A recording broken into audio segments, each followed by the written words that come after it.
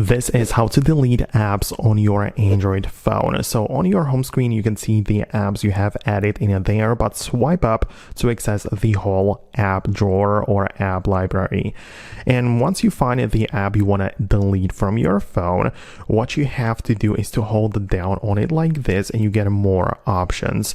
And one of them right in here is the button to uninstall it. So when you click on uninstall like this, you're going to get a pop-up at the bottom confirming your choice. I'm going to click on OK, and now the app is going to delete itself from the phone. It's going to disappear from my app drawer and it will not be part of my device anymore.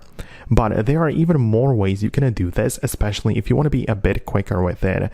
If you want to delete more apps and at the same time, what you can do is to hold down on them like this and click on select. And then now you can select multiple apps and delete them with a click of a button like this, and you perform it in a row, and that's how it is. So don't forget to subscribe. Thanks a lot, and I'll see you later.